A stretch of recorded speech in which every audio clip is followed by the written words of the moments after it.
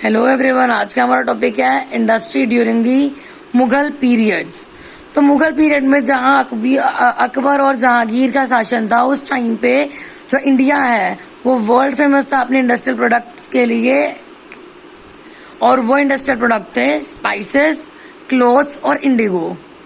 और ये इन्हीं ही चीज़ों का, इन तीन चीज़ों का हम एक्सपोर्ट करते थे यूरोप में। लेकिन एक टाइम पे जब वेस्ट में इंडस्ट्रियल रिवॉल्यूशन हुआ, तब इंडिया के इंडस्ट्रियल प्रोडक्शन पे, इंडस्ट्रियल मैन्युफैक्चरिंग साइट्स पे बहुत असर हुआ। क्योंकि क्या है ना, जहाँ पे हम एक्सपोर्ट करते थे वहीं पे इंडस्ट्रियल रिवॉल्यूशन हुआ, जिसकी वजह से उनके पास automation, automatic machines, quality products, ये सब प्रोडक्शन होना चालू हुआ। डिफरेंट टाइप ऑफ मशीन्स का ओरिजिनेशन हुआ, तो उनको अब एक्सपोर्ट करने की जरूरत नहीं पड़ी, तो जिससे कि इंडिया का एक्सपोर्ट भी कम हो गया यहाँ पर। और दूसरी बात, जब इंडस्ट्रियल रिवॉल्यूशन शुरू हुआ तो इंडिया कंपैरेटिवली जो इंडियन प्रोडक्ट्स थे वो इन्फीरियर क्वालिटी के बनने लगे, एज ऑब्वियस।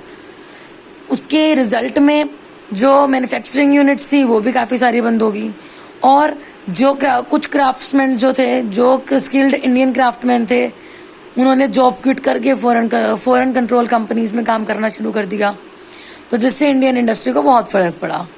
तो यहाँ पे हम पढ़ेंगे क्या इम्पैक्ट पड़ा इंडस्ट्रियल रिवॉल्यूशन में, इंडस्ट्रियल रिवॉल्यूशन होने की वजह से। जैसे कि हम पहले पढ़ ही चुके हैं कि क्या क्या चीज़ें इफेक्ट में आई due to industrial revolution in the West.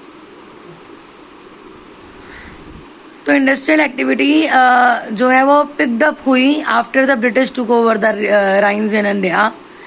तो between 1850 to 60 jute mill setup करी गई, रेलवे ट्रैक्स भी बनाए गए, माइनिंग सेंटर्स भी बनाए गए बिहार में, कलकत्ता में। और along with the development of means of communication के डेवलपमेंट होने के साथ साथ इंडस्ट्रियल ग्रोथ भी इंडिया की बढ़ी। जो फॉरेन मर्चेंट्स थे उन्होंने स्टैब्लिश करा टेक्सटाइल इंडस्ट्री, टेक्सटाइल मिल्स को इन बॉम्बे एंड अहमदाबाद। कानपुर में वुलन और लेदर की फैक्ट्रीज लगी। पॉइंट ये है कि यहाँ पे जो भी फैक्ट्रीज और इंडस्ट्री सेटअप हो रही थी, वहाँ पे ओनरशिप तो ब्रिटिशर्स की थी, लेकिन जो रॉ मटेरियल और लेबर थी वो इंडियन थी। तो उन्हीं की एक्सपेंस पे प्रॉफिट अर्न एक हिसाब से वो लोग कर रहे थे। यहाँ से रॉ मटेरियल लेते थे और वहाँ पर जो है अपने एरिया में उसको एक्सपोर्ट करते थे, फिर फिनिश्ड गुड तैयार करके हायर प्राइसेस पे इंडिया में इंपोर्ट करके सेल करते थे, जिससे यहाँ के बंदों को वो हायर प्राइस पे मिलते थे। तो इस तरीके से यहाँ पे इंडियंस का एक हिसाब से एक्सप्लॉयटेशन हुआ। उस टाइम पे इंडियन लेबर या को इंडियंस ही इतने एजुकेटेड नहीं हुआ करते थे, क्योंकि ब्रिटिशर्स उनको उतनी ही एजुकेशन प्रोवाइड करवाते थे जितना उनको उनके प्रोडक्शन में हेल्प करेगा। That's it. और जब फर्स्ट वर्ल्ड वॉर हुई, उस टाइम पे ब्रिटिशर को बहुत सफ़र करना पड़ा, क्योंकि सी रूट्स के थ्रू जो एक्सपोर्ट होता था रॉ मटेरियल का फिनिश गुड बनने के लिए उनके एरिया में, वो बंद हो गया। सी रूट्स बंद हो गए तो एक्सपोर्ट भी बंद हो गया, जिसकी वजह से बहुत ज़्यादा फ़र्क पड़ा इंडस्ट्री की ग्रोथ को। और एक हिसाब से दोबारा इंडिया बैड कंडीशन में चला गया। तो there are various ups and downs in Indian industry. और जब फर्स्ट वर्ल्ड वॉर खत्म हुआ तो ब्रिटिशर्स ने दोबारा इनकरेज करा इंडिया में इंडस्ट्रीज को सेटअप करने के लिए। तो बेसिकली जब इंडिया में रिवॉल्यूशन हुआ, इंडस्ट्रियल रिवॉल्यूशन इन इंडिया, तो बेसिकली 19th सेंचुरी तक भी हमारे पास कोई बेसिक और की इंडस्ट्री नहीं थी। And so called producer goods industries we had, सिर्फ प्रोड्यूसर गुड्स की इंडस्ट्रीज ही हमारे पास थी। Of course consumer goods industries such as cotton textile industry. Unfortunately we were required to import all the kind of manufactured good and machineries and tools from abroad till our independence. Independence तक हमारे को manufacture goods, heavy machineries जो है वो export ही करनी पड़ी थी। हमारे इंडिपेंडेंस तक हमने एक्सपोर्ट के जरिए ही इंडस्ट्रीज में प्रोडक्शन करा है। It was after the independence that the central government laid down the foundation of industrialization by setting up core and producer good industries.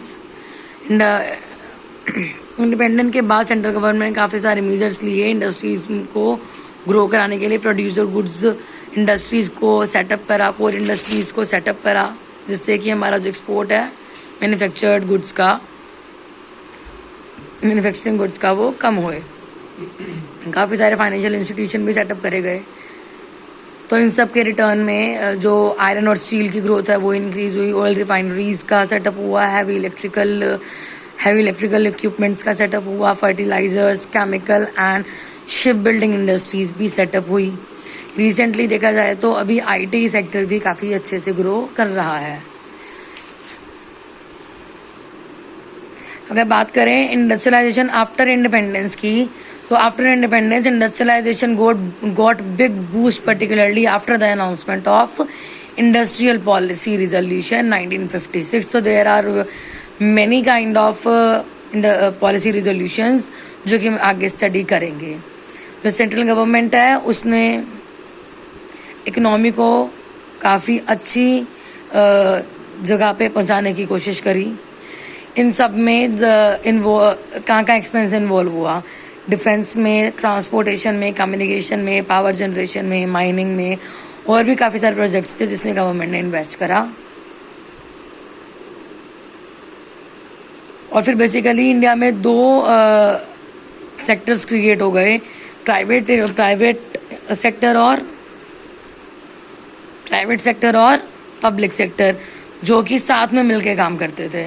इसी ही इकोनॉमिक पॉलिसी को हम कहते हैं मिक्स्ड इकोनॉमिक पॉलिसी, जहाँ पे प्राइवेट सेक्टर और पब्लिक सेक्टर दोनों ही काम करते हैं.